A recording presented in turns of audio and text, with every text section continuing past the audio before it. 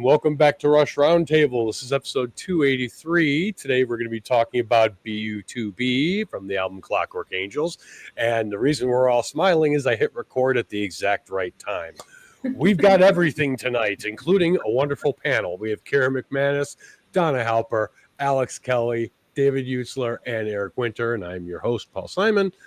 And again, we're discussing BU2B. So we've got Getty, Al, Neil, we'll be talking Voltaire, we'll be talking some Kevin J. Anderson, probably some Plato, and I think Penguins came up in the pre-show conversation, but maybe that'll make that's Aaron exclusive content. Right. That's for the Rush only fans. So lest we lose everybody at the start and bury the lead, if you like what you see, seek help and click that subscribe button. And if you really like what you see, you can tip us on Ko-fi and follow that little address there at the bottom. We are now on Facebook, so it would be awesome if you would like us on Facebook. And of course, as always, you could be cool like us. Merch. Is it me or does it look like Eric's wearing the shirt? Nicely done, Eric. You see what you did there? You worked hard on that effect. If you're on Instagram, you can erase Alex Kelly's chest and subscribe to Rush Lyrics. And of course, if you'd like to join us, you can email us at rushroundtable@gmail.com or send us a Rye Guys quiz, because that would also be fantastic. So we're talking BU2B. I've gotten the housekeeping out of the way. Obviously, if you're watching this, you probably know there's also a novel called Clockwork Angels, if someone would be kind enough to hold that up for us. There he is. Thank you. And in the album liner notes, as well as, I'm just going to get to it. We were always taught that we lived in the best of all possible worlds. The watchmaker ruled from Crown City through the regulators. The alchemist priests gave us cold fire for power and light, and everything was well ordered. We accepted our various individual fates as inevitable, for we had also been taught whatever happens to us must be what we deserve, for it could not happen to us if we did not deserve it. None of it seemed right to me. What a great way to start a song off. So, there we go. And the order changed. Don't let that throw anybody. Opening thoughts, anybody? One quick note, the song was originally called Brought Up to Believe, but as Alex, Getty, and Neil were emailing one another, from Canada and LA, they would shorten it BU2B. And so it became that on the album just because of their email exchanges and interactions. But the original title was Brought Up to Believe. And when I read that, the first thing that, not about the texting so much, but about the introduction that you read, I always think about, that could have been written yesterday, because there are so many people today who sincerely believe that if bad things are happening to you, must be what you deserve, because if you didn't deserve it, bad things wouldn't happen to you. And David and I have both taught philosophy at one point or other, and there are schools of thought, unfortunately, that teach that, what happens to you is your karma. It's like, this is what you deserve. Unfortunately, that leads to very punitive policies. We see that in government today. It's like, well, if you're poor, you must deserve it. So therefore, I believe it was Foucault who said, how we talk about the other becomes how we treat the other. Language shapes perception. Boom. And that shapes action. And that was something that bothered Neil tremendously. Yeah. It really did. It bothered all the guys, but since Neil was the voice of the band with respect to lyrics, that more than anything else was what irritated him about organized religion. And I'm not putting words in his mouth. It's been well documented.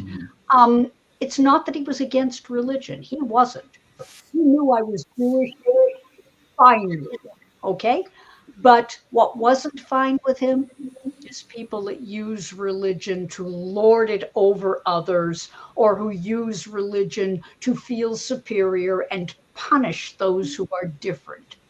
And that, conform or be cast out, really problematic for him. Yeah. As someone Alex. who grew up Catholic and left the Catholic Church on their own, I can definitely say I've experienced a lot of people that are part of religions are like that. Not all, but there's just a lot of hypocrisy. Really? I always said there's good and bad everywhere, so that would be part of the bad. But if you've been taught that, if you've been brought up to believe that, that old expression about does the fish know it's swimming in water? Chances are it doesn't.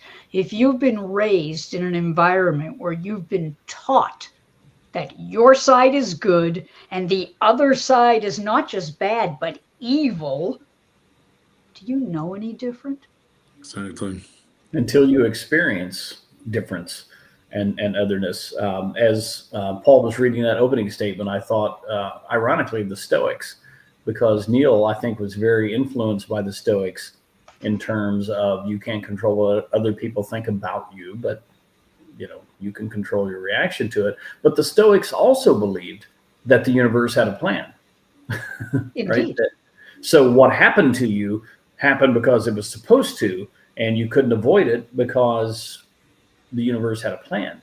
So the redeeming quality of the Stoics, which I love Epictetus and Zeno and others for this, is that you're not absolutely determined by that plan that the universe has.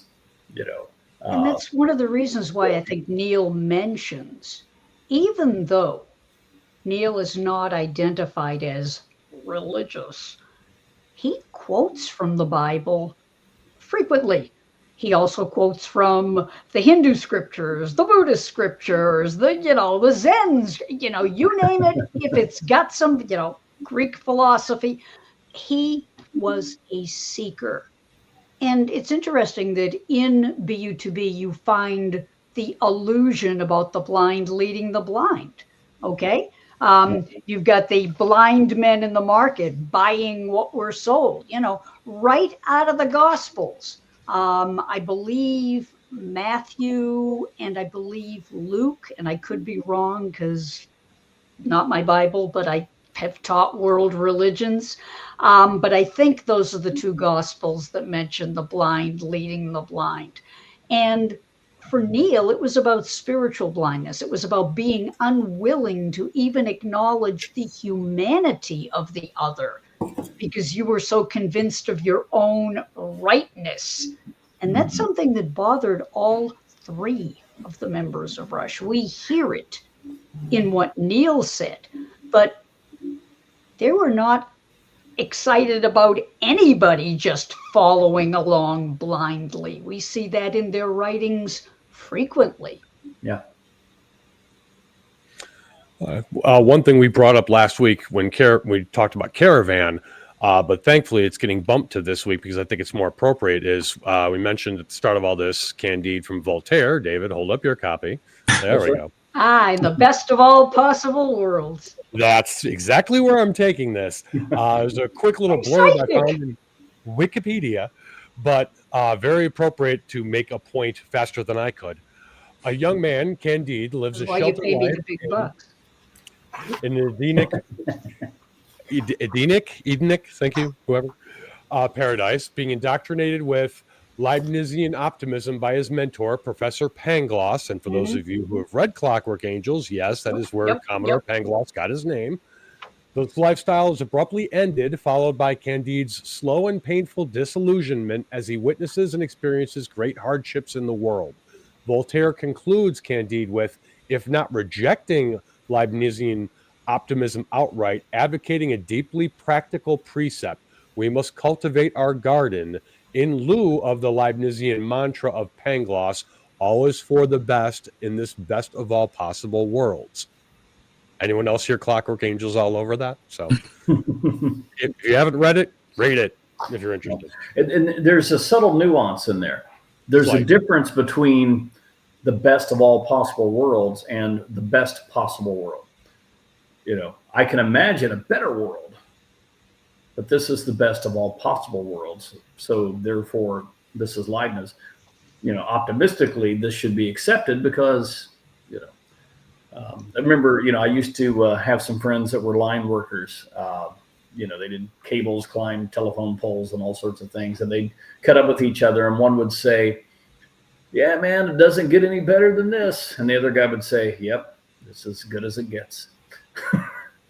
So positive and negative. But the whole point being that Leibniz, his optimism was, this is really the best we have. It's not the best that we can imagine, but it really is the best. And I think Voltaire. There's nothing wrong with cultivating our garden. Okay, I mean the last song, of course, that Rush. Well, that's the conclusion you came to, yeah. Yes, Yeah. and each of us, our life is a garden. Each of us strives for that measure of respect. Okay, the treasure of a life is a measure of love and respect. Each of us has that opportunity to get that respect. And who among us did not deserve more respect than Neil? But he didn't just get there by like one day a revelation fell down upon him. It was constantly looking, constantly seeking. We were talking before we started about how upset Neil would get when someone tried to bring him back to the Ayn Rand period of his life, as if no knowledge ever occurred other than what he learned when he was 18, 19, 20. And he would say to me, can't people progress? Can't people learn something and then go, yeah, I'm glad I learned that. And, my parents were Orthodox. I am not Orthodox. I'm somewhere between conservative and reform, okay? But I'm glad that I learned Orthodox because it gave me some foundation to kind of look at and go, yeah, this is for me, this is not for me. And you make these decisions. If you choose not to decide, you still have made a choice. So Neil looked at Ayn Rand. It was very appealing when he was 18, 19, 20, 21. But as he has said, God rest his soul, then I got out there and I found that no, the playing field isn't level. He said, I was, if you will, brought up to believe, not so much by his parents, but by the culture, that if you're poor, well, you obviously didn't work very hard. And then he said, I met an awful lot of people that worked really hard, and yet We're still poor. They were still poor. And things were just conspiring against them. And no, it wasn't drugs. And no, it wasn't laziness. It was just a playing field. And he just said, you know what? Thanks, Ian. But, on to the next thing. Another brilliance of Neil was his ability not to fall into binaries or extremes. And you have this with the watchmaker and the anarchist. And if you're reading the book, if you're listening to the record, it's, you got to be one or the other. And Owen Hardy, and we've already said the last episode, if you haven't Spoilers. Yes. Spoilers, who cares? Right. Read the book. Is that he was brought up to believe certain things, right? And some people want to be anarchists against that. And at the end of the story, Owen Hardy realizes, no, it's not that simple. It's not that simple between those extremes. And so I was brought up to believe. It's not ours to understand, but yet he found a sort of via media middle way between those. And I just got a notification that my battery is low, and it could be because I'm not plugged in. I'm going to fix that now. Everybody, go on. This is just the other thing that we were talking about before we got started was the fact that isn't it great that the guys are going back out there again? Because this is going to bring back Rush lyrics for a whole new generation. Okay? And however you feel about, oh my God, they've got a new drummer. They had John Rutsey, then they had Neil, now they got Annika. It's progress. Whether it's good or bad, the universe keeps unfolding as it should.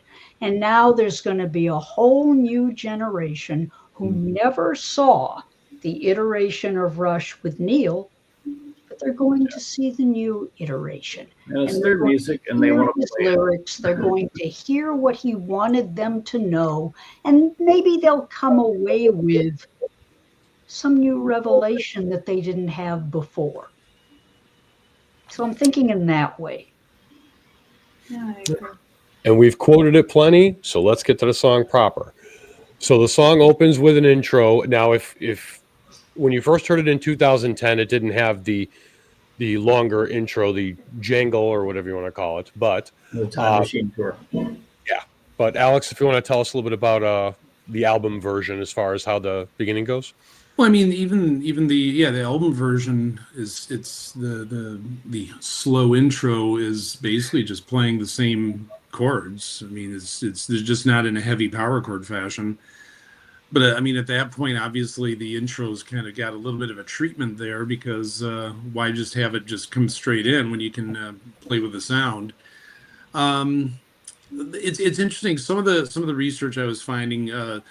One article, I'm not going to name magazines because I feel like I don't have anything positive to say about the magazine and the writer. Basically, was referring to Lifeson's riffing as turgid and Metallica-esque, and it's kind of like, I'm not ripping on Metallica, but it's like, this does not sound like Metallica to me. If anything, it's a throwback in a good way to Working Man. Working Man was at like 78 BPM. This is at like around 150, so half speed. But Working Man incorporates some sixteenths. You know, it's laying into that low, heavy E, and he's bringing in a bit of a G. Kind of creates as a power chord, but it's really a triad, kind of a G6. Bit of a Phrygian kind of riffing too, because he hits an F. That's where the person's probably thinking in terms of Metallica. But yeah, as I say, the lyrics and some of the playing, it makes me think of Picasso talking about spending his whole life to learn how to paint like a child. And Neil's lyrics are not simplistic, but they're direct in the way they weren't with, like, say, Hemispheres. You know, this he wasn't writing mythology. He's speaking direct on this album. Well, Lifeson's riffing as it went up to this album. He had more complex parts in the 80s and in the 90s. I mean, a riff like Virtuality, that's got a lot of notes happening. Something like this, he's just like, I'm slamming this chord, playing a couple intervals, you're gonna feel it. I don't think that's accidental, and I'm glad you said that, because they've said in interviews that this is a soliloquy. This is here. We've just introduced our protagonist. Can't stop thinking big. He's on his way to Crown City. And now he has his moment, and these are his thoughts. He's still young. He's still innocent, much like Candide, as we mentioned. So, yes, this will all come together, I promise. And he's about to enter this big world. He's about to get in Crown City. And like you said, we have a very simplistic but heavy guitar riff. Well, first we have the ethereal sound, and I was brought up to believe the universe has a plan. We are only human. It's not ours to understand. The simplistic but holy with a W, whole thought, and then the song kicks in proper and takes us back into those lyrics again. I don't think that's accidental at all. They never did anything by accident. So the fact that it is very basic, even when it's heavy, I think very interesting. And that's usually the heaviest and most memorable riffs. I mean, you had people like AC/DC and Alice in Chains intentionally looking to say, we want riffs that everybody can play because more people are going to hear our music and buy our albums. Not that that's a thing anymore. But I mean, at that point, how many people know Smoke on the Water much more than Deep Purple or Richie Blackmore? Because you have a riff that's just there. no one's sitting around listening to. Well, I shouldn't say no one's sitting around listening to overly complex riffs. I do, and I know a lot of people who do. But the You're on the right channel, people, Alex. Yeah, basically. But yeah. I mean, something like this, as I say, it's got force, it's got punch. It's just bringing it in, and it's, as I say, it's if they envisioned this could be their last album, let's bring it in a circle to the first album. So, okay, and first one does begin the same as the intro did, which is, I was brought up to believe the universe has a plan. We are only human. It's not ours to understand. The universe has a plan. All is for the best. Some will be rewarded, and the devil will take the rest. So, Eric, how's it going? Your thoughts on this? Did you see Time Machine in person or no? I was in Cleveland for Time Machine, so that was. Tell us about first time you heard BU2B, and that was pretty cool. I wish I could say I had a sterling memory of it, but I think I was 10, so I do not. But coming back to the lyrics here, something I really like about this set of lyrics is going back, and I'm probably going to mispronounce this, going back to the pantoum form of lyrics, or right? That's right, Pantoum, pantoum, of repeating the second line of the first stanza as the first line in the second stanza. I think it's a very effective way to keep a listener engaged. I don't know. I'm sure there's thoughts about, oh, you're hearing the line twice, so it means something more. I don't think of it that way. I think it's a hook right away in every single stanza. It's like, oh, I heard that same way in this last stanza. And he did that in the larger bowl, which was really cool. And coming back to it for BU2B, again, I think it's a really cool effect that you can do just with the words. Very well said. Yep. All right. Well, that's going to take us to the chorus. So, Alex, jump in real quick on the what Alex Lifeson does here, because that's definitely worth mentioning. Yeah. Well, before we go into the chorus. Okay, what are you hearing? The really fast individual notes. I'm not hearing it right now. Well, okay, you're thinking of like the interlude section. That's where Getty kicks in with 16ths. So it's basically Lifeson brings in just unison bends, and not just unison bends, but yeah, he's going for unison bends on the root, and Getty's on the root on the fifth. Whatever. Yeah, but yeah, Getty goes into his kind of flamenco style of playing some dyads on the bass higher up. So he has his presence there. And a busy bass line, even when even when he's not playing 16ths, yeah, even when the lyrics kick back in and he's singing and playing it, it's a busy bass line during that chorus. Yes. Yeah.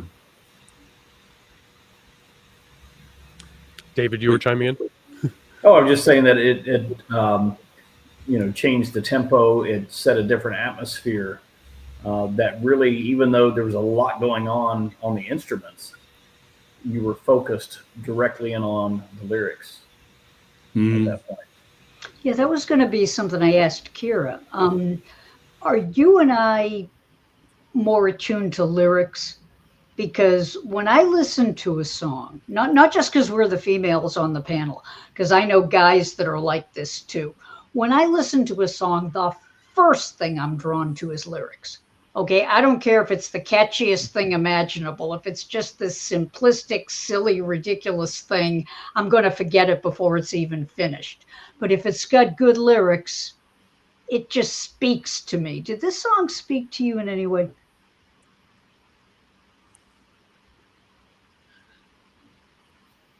Do we ever freeze? Is Kira frozen? I froze. Kira, did you freeze? That was directed to you. Donna, what did you do to Kira? Well, no, I wasn't lyrics. Kira just messaged me.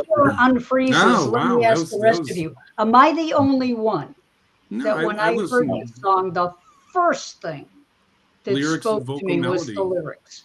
Yeah. I mean, as someone who's made my life, playing guitar, I like a lot of the synth pop stuff from the 80s that, which is why I loved their synth period in the 80s, because, as much as I love guitar, it's like, it really comes down to, is it a good song? Does it have melody? Does it have these chords that move? But yeah, you want to hear good lyrics. I mean, and sometimes, yeah, obviously there are a lot of rock lyrics that are just kind of blah, but if they're presented in a good way, it's kind of like, that's cool. I guess the reason why it attracted me was because as a media historian, and David will relate to this, I'm sure, as a media historian, I'm looking at the totality of their work and seeing what threads there are. And it's like, oh, yeah, he alluded to this in the song, whatever, whatever. And now let's see where he goes with this. Okay, the thing with the watchmaker. Oh, okay, that popped up in, and those are not accidental. That's not like Neil running out of words.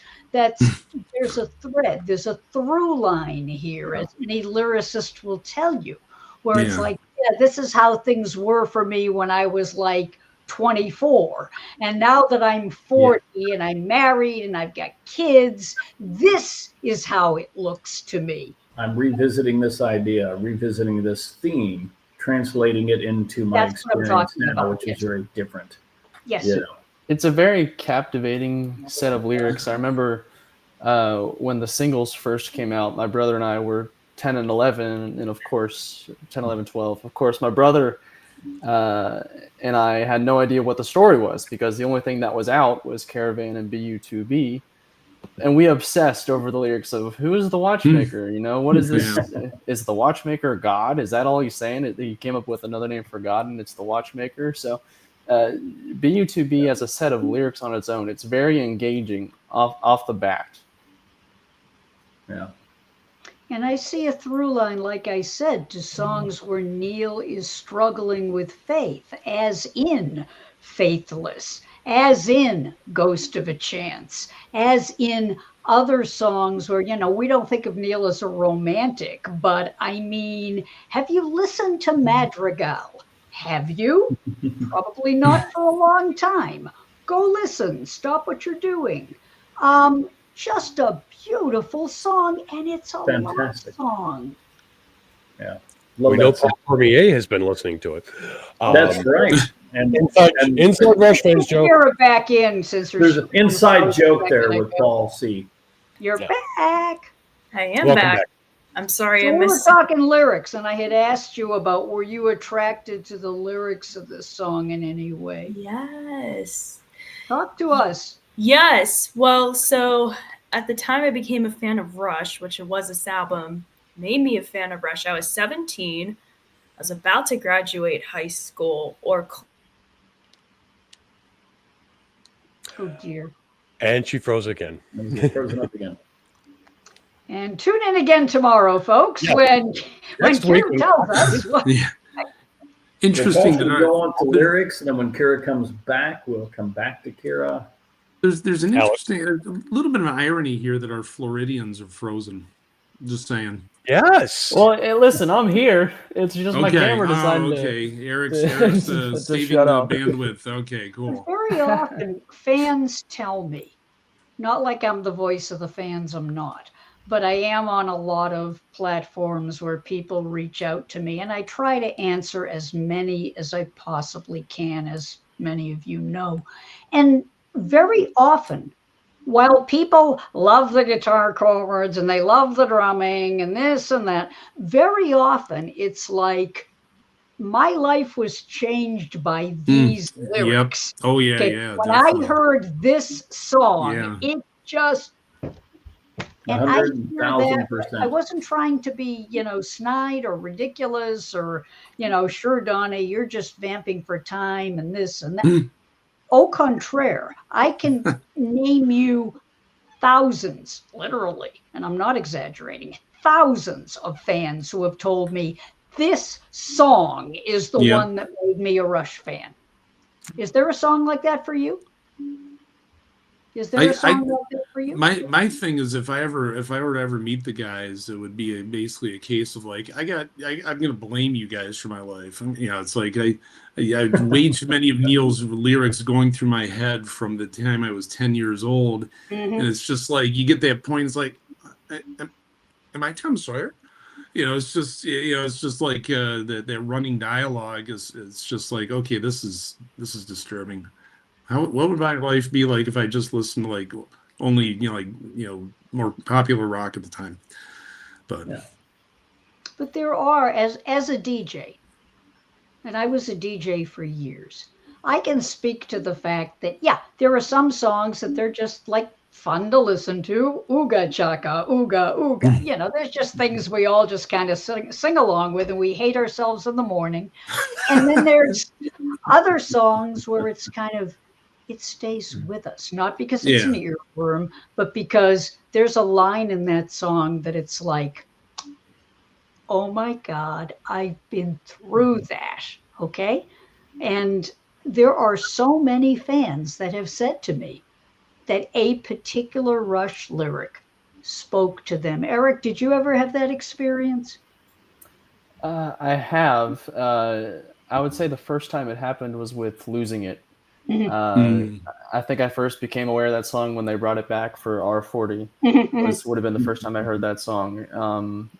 And just the message behind the lyrics of, being perfect at your craft maybe isn't all there is to be in life, really resonated with me. And that song still is very special to me.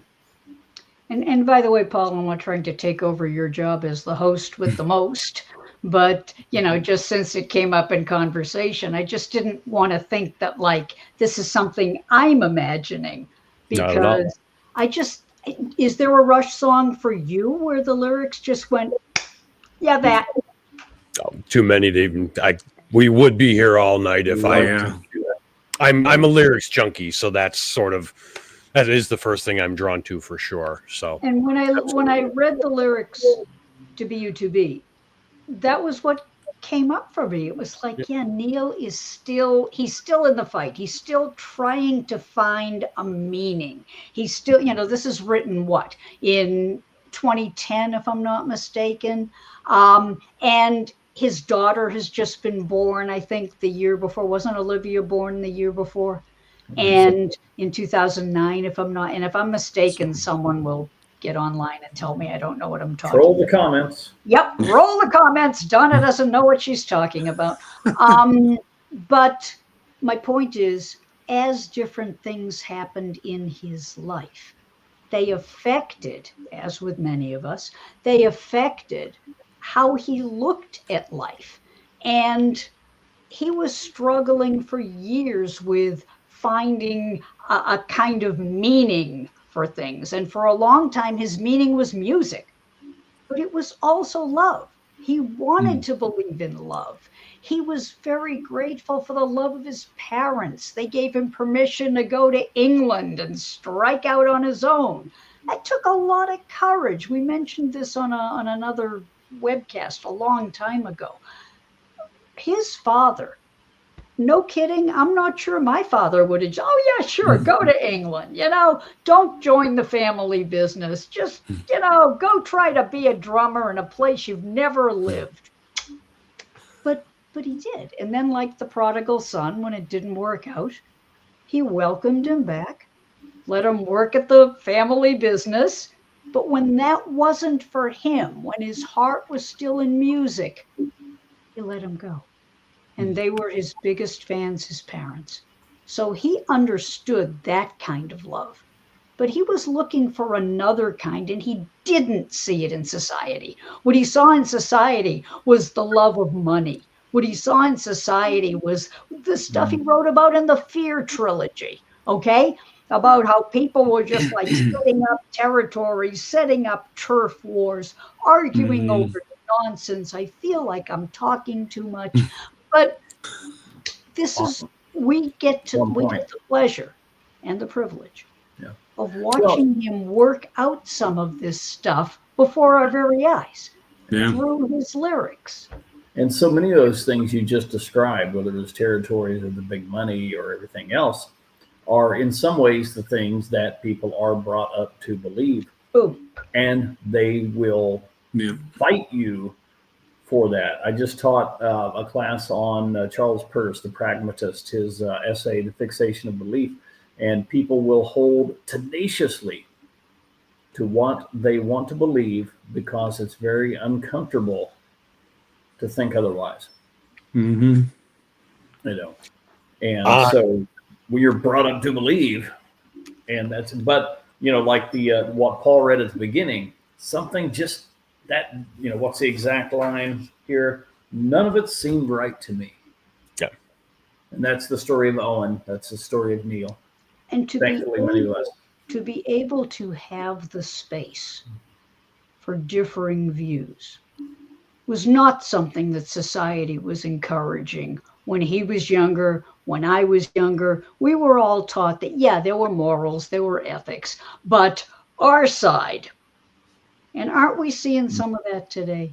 I don't care where you are politically or otherwise. We're living in a culture where people are being taught us good, them bad. And that was something Neil despaired of. He just, it bothered him. It really did. And important this record. Yeah. And important to point out in the novel that the overarching story here is, remember, the anarchist is called, I know we're still at BU2B and we've only vaguely met the anarchist, but a freedom extremist. So with that title, we are talking the order of the watchmaker versus the chaos of the anarchist.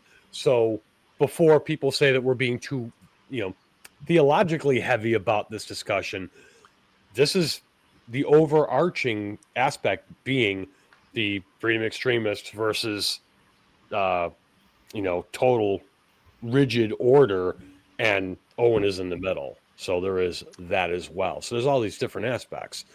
I do want to rein this back in. Literally in a storm too. Right? Yes. Yeah, well, and Kira literally in a storm because she is officially out. Her power is out. So, and as Shane let me know because he was following the chat, the breakers roar on an unseen shore because she tripped a breaker. We miss you, Kira. Yes, all is for the best. Believe in what we're told. Blind men in the market buying what we're sold, which has been referenced already. Believe in what we're told. Again, the form that Eric was mentioning about the lyrics. Believe in what we're told until our final breath, while our loving watchmaker loves us all to death. But sorry, Eric, you go. I know what I'm going to say. I want to hear what Eric has to say. Oh, thanks, Alex. Well, Donna just gave us the great discussion about love and Neil's writings on love, and I think the most powerful line of the whole song, especially as combining it with the vocal performance of Getty, is that last line, "Loves us all to death." Yeah. It's got the double meaning of, he loves us to death. He loves us so much, like just the idiom of it. But then, of course, it's loves us all to death. He loves us all so much. He's got it so rigidly controlled because he loves us so much that it's killing us in a slow way. And then Getty's performance of it, how they slow everything down and make it really accented. Yeah, I think it's the best line of the whole song. Yeah. And you notice there's no screaming, there's no upper register, histrionics. It's all just kind of subtle. Yeah. Like we don't even realize it's happening. We're just enveloped in this thing that's killing us because we don't even realize that we've given up our belief. We've given up our critical thinking skills. We've given up everything for what we think is comfort, safety. In the story, people love Barrel Arbor. I can talk today. First day with your new lips, am I right? Yes, exactly. But the people of Albion, that was how they lived. And there was Owen looking up the clouds saying, "Oh, I see a dragon. Oh, I see this." And Lavinia saying, "Yeah, but dragons don't exist." Yeah. That's how they roll. That's how rigid. The brain was measured in time. At 3:08, it's going to rain. So, yeah. Alex, you were saying? No, I was thinking of like that same writer that I came across who kind of did a bit of a almost a comically negative review, in my opinion, of this song, where he referred to it as a faith bashing song. And it's kind of like, how about it's a faith analyzing song? Because, I mean, at that point, the way that Neil used, obviously intentionally, we know this, used the term the universe has a plan, not the watchmaker has a plan. He didn't name him yet. And then at the end of that first verse, the devil will take the rest. Standard villain. And then at that point, getting into towards the end of the chorus, referencing our loving watchmaker. And obviously, watchmaker is a common term in regards to the teleological arguments, which I'm assuming David might agree with me, unless he's just going to glare at me and give me a bad grade. But it's the sort of thing where, yeah, I just think about that as far as the fact that the way Neil sort of offered up the different terms as far as the universe, and people would sort of say, can we equate the universe to God? And it's like, well, there's already a term. There's God if you believe this. There's universe or natural causes if you believe that. Higher power, fate, precisely. Yeah. Prime mover, of course. Well, obviously, and Alex, lingering I there. won't glare at you at all. The teleological argument is that everything is ordered to some end, a purpose. So that goal is already predetermined. It was already to be Heideggerian, always already there before you even came on the scene. So the 308 rain or whatever is there, and this is what you are ordered toward. So you are not self-determining. You cannot make a choice. And in real life, look what Neil went through. I mean, losing his wife, losing his daughter, and going on a long period of time away from the band, trying to, as they say, find himself, but not even knowing whether he was going to come back to music or come back at all, from what I can gather. And after you've been through something like that, doesn't that really affect the songs that you write after it?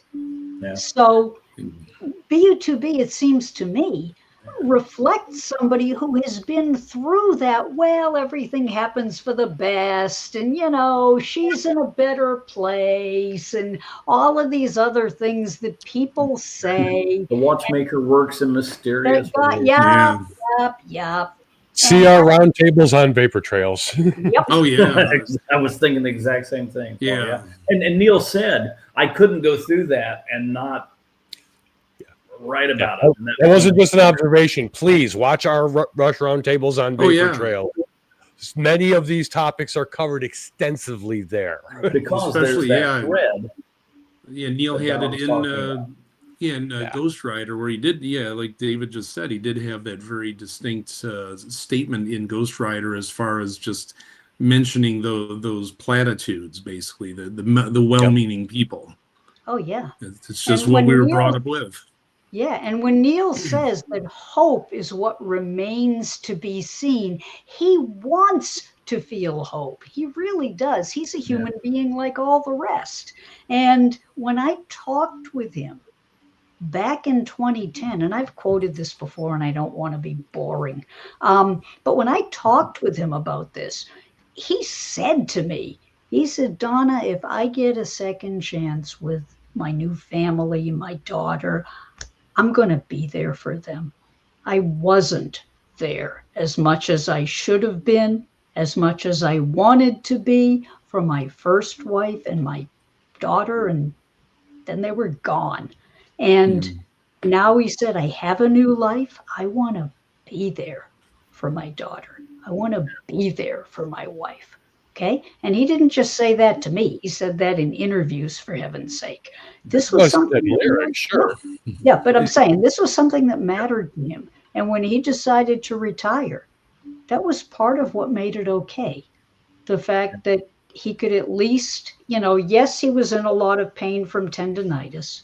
We didn't at that time know that he had other symptoms, whatever. But my point is, what helped him to reconcile that the time had come was that he had his daughter and he had his wife. Yeah. Now, I suggest to you that the Neil that hadn't been through any of the experiences that got him there would have written a very different song. I think we were living to see him working through some of this stuff. Does that make any sense? Yeah, well, I think, yeah, that's on point, because I think the whole idea of hope uh, against this idea of teleology, universe has a plan, all is for the best, just accept it. It's your end, it's your goal. And like in Faithless, he is going to quietly resist this sort of predetermined universe has a plan ideology, and he's going to hope. And Olivia and Carrie almost gave him permission to hope again. I still cling to hope. I believe in love, and that's faith enough for me. Yeah. And all of that from all of these lyrics for so long is in this short little song, BU2B. Yep. Which brings us to verse 2. In a world of cut and thrust, I was always taught to trust. In a world where all must fail, heaven's justice will prevail. The joy and pain that we receive, each comes with its own cost. The price of what we're winning is the same as what we've lost. A lot to unpack there. Oh yeah, it's 2 stanzas of just phenomenal writing. Donna, you might know something about this, but it reminds me of the Psalms, some of the Jewish Psalms. You know, the idea that where all must fail, heaven's justice will prevail. You know, the laments of David. You know, why do the wicked still prevail? But the thing with the Psalms, and the reason why I've always liked them, is that they don't offer this nicey solution. The Psalms reflect every emotion that a human being could have, for those that are not into the Psalms. You get some Psalms that are like, why do the wicked prosper? Why haven't I won the lottery yet? What's the deal? And then there are others that are just like, but I put my trust in you, Lord, and I know you will not let me down. And you've got like every emotion. And I'm not comparing Neil to King David or the psalmist, but you're making a really good point, which is not everything has a nice cut and dried answer. I was brought up to believe that everything did have a nice cut and dried answer. And then my wife died of cancer, okay? Or then my kid was killed in a car crash, or then, et cetera, et cetera, et cetera. And how do you reconcile that? Well, writing is great catharsis. You can use your writing to work through it. Mm-hmm. And Neil is saying there are no magic answers. There are no easy solutions. To paraphrase Barack Obama and various other people, we are the ones we've been waiting for. Okay? The only way to work through this is work through this. Keep on searching, keep on asking. Never stop. Use your music, use your poetry, use your art, use whatever it is you've got to help you get through it. But Neil never offers platitudes. He never offers a nice, well, if you'll just do this, it'll all be great. Even though 5 steps. Yeah. Even though he was brought up to believe that if you just do this, everything will be great. He got his first taste of that when he went to England. And he went there hopeful that he was going to be the second coming of Keith Moon, and he wasn't. Then he wrote Circumstances. Well, eventually. Boy alone. But not at that time. At that time, the world was not beating a path to his door. The Beatles were not calling him up and saying, hey, this Ringo guy, forget him. We want you. That would make a lovely movie. That ain't how it turned out. So he had to learn how to deal with disappointment. The guys in Rush had to learn how to deal with bad reviews. They had to learn how to deal with critics that, said that Getty sounded like this and that, or said that none of the guys could really play, or that the damned howling in Hades. Or, all of the stuff that were, a poor person's Led Zeppelin. I read them all. I've got a whole file of them. You can't tell me that when that started happening, that didn't hurt them.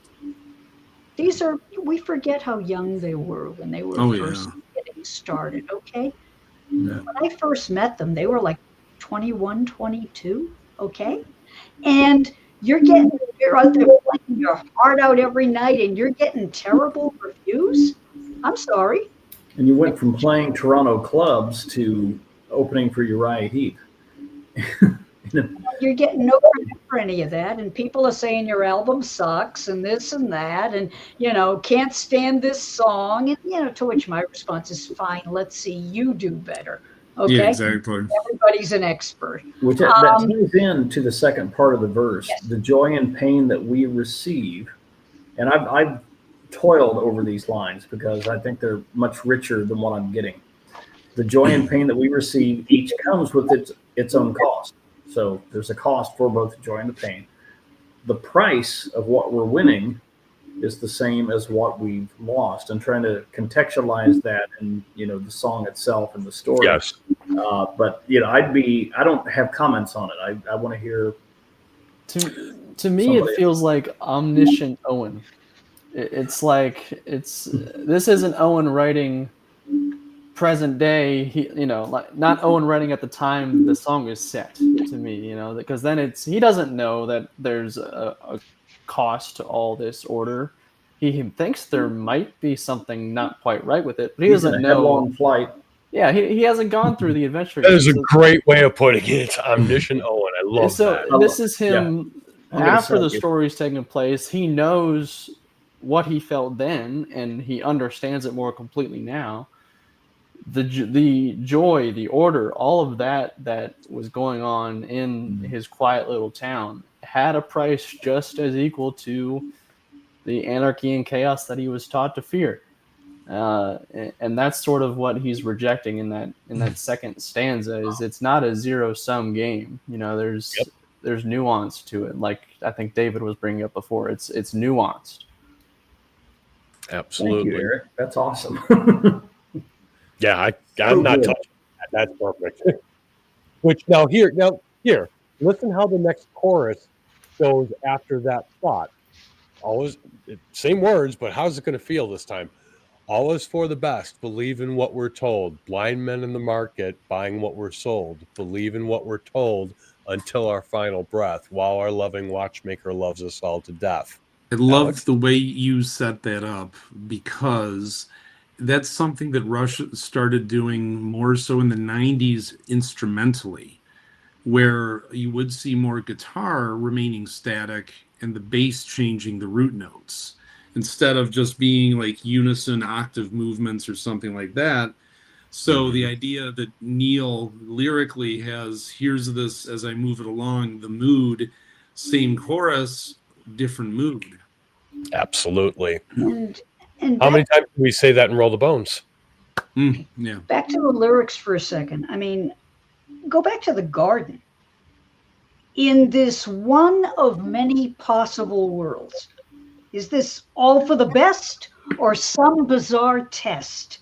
Is it what it is, and whatever? Time is still the infinite jest. So we're seeing that thread extending out to the questions that are being asked in the garden too. Yeah. Questions for which there are not definitive answers. And the whole point of the question is it keeps the question alive. The arrow flies while you breathe, the hours tick away, the cells tick away, the watchmaker has time up his sleeve. The hours tick away. They tick away. And what are we doing with our lives? Who will help us answer these questions? The watchmaker will, of course. Yes.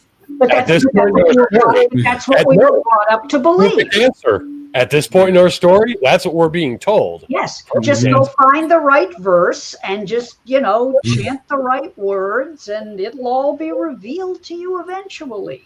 Yeah. Right. Go help your father in Barrel Arbor in the apple orchard, because that's what you were. That's why you exist. That's your plan that the universe has for you. Just go do this. Don't question. Yep. So you Alex, see, we have a there's a lot bridge? more to this than most people think. Infinite. And isn't that what's great about Rush lyrics? Because I can't imagine too many other bands where you could spend an hour just analyzing the lyrics of one song and going off on threads of philosophy, poetry, the Psalms, the New Testament, the Bhagavad Gita, and you're still not done. Nor will you be. Yeah. The road goes ever on, Tolkien. Alex, we have a Meanwhile, we bridge. can cultivate our gardens Yeah, and we see do. what grows. Go ahead. So if you're thinking of the bridge, are you thinking of the guitar part that sounds very Rush? Yes. Yeah, that's the thing. Elaborate, please. Yeah, I know Imagine it's. I know it might be it's not like a wise guy way to say it, but it kind of is in a way, I guess, because I think of like the Victor album, the song Promise. I think of Grace to Grace on Getty's solo album. There's that guitar arpeggio pattern, and I say it's singular, but it is obviously it's not singular. There are variations, iterations on it that kind of are it's a signature of many Rush songs. The arpeggios with the open strings. Yeah, because like in this case, he's mostly leaning into a lot of E minor and G as he was for much of the album. But yeah, pretty straightforward. Where we have these slamming power chords for most of it, but this bridge section he brings in the arpeggiated line. That's not uncommon, says he with an intentional double negative for a lot of Rush songs.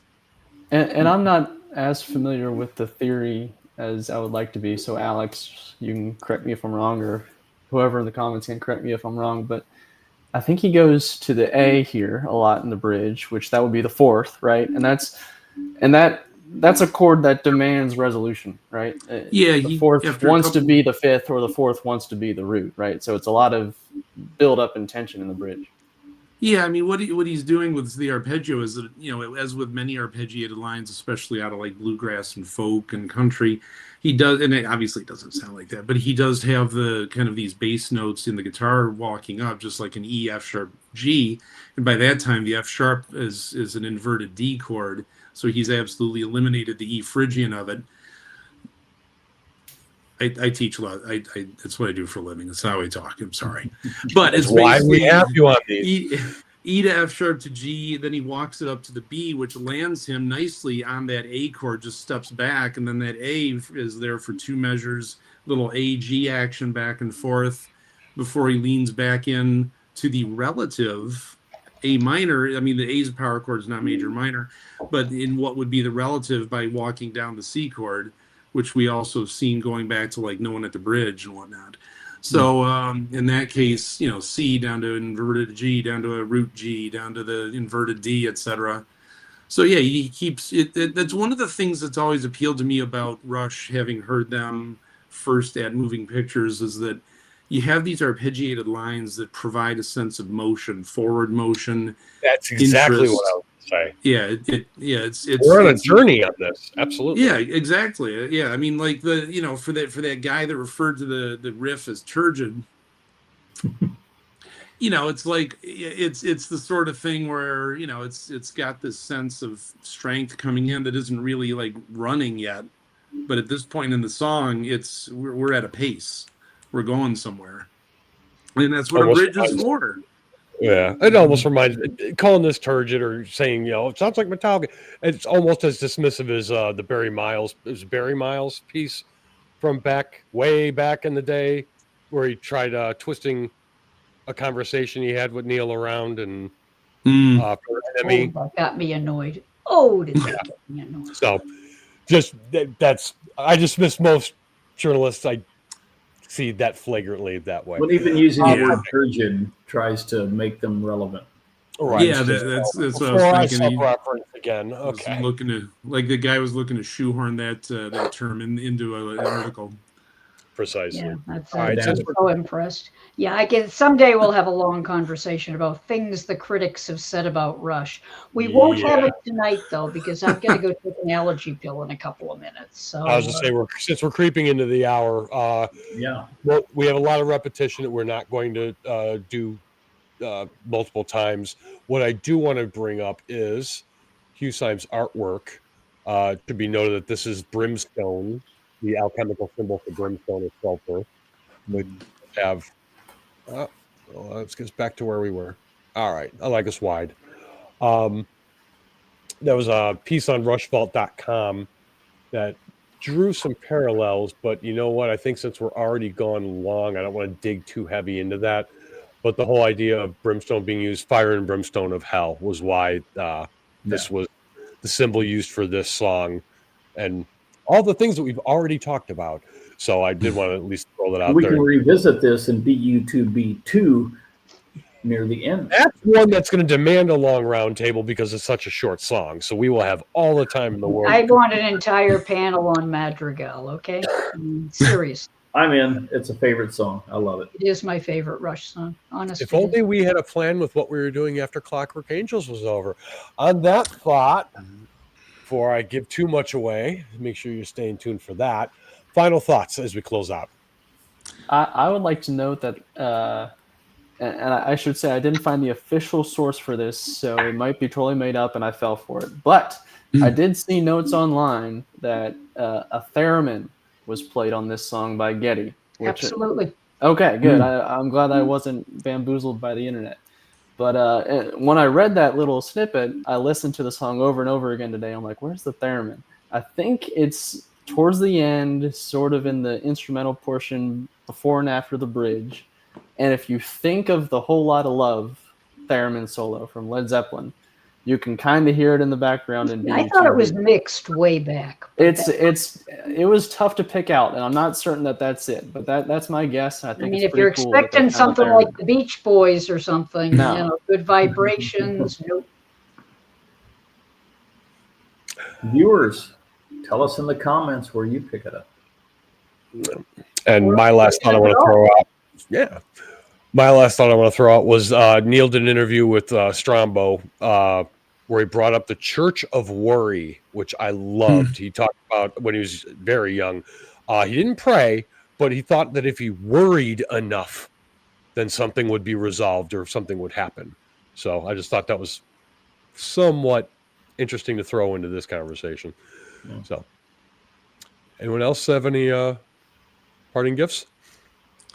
I don't know if it's a gift, but I just want to thank everybody for having me on this panel. And the reason for that is what a privilege to be able to talk with knowledgeable people who analyze lyrics, who analyze music, who aren't just about, you know, yeah, it's got a good beat, it's easy to dance to, you know, nothing wrong with that. But as a DJ, I used to get a lot of that. And you'd sit there going, yeah, but what did you think of the lyrics? And they'd just kind of look at you like, and what do you think of the musicianship? And they just kind of look at you, you know. So it's a privilege, folks. And I'm sorry Kira's power went out, but she's here in spirit. We love you, babe. You're the best. And thanks for having me on. Thank you, Donna. Always a pleasure. Next week, Clockwork Angels. Thank you, gang, as always. Again, just to close it out, hit like and subscribe. And we will catch you next week. And Aloha, if you go get well. comments, we read them. We read them. Absolutely. If I can find the button. No, I knew we wouldn't make it without a technical issue. Button. Bye. Button. Where's the button?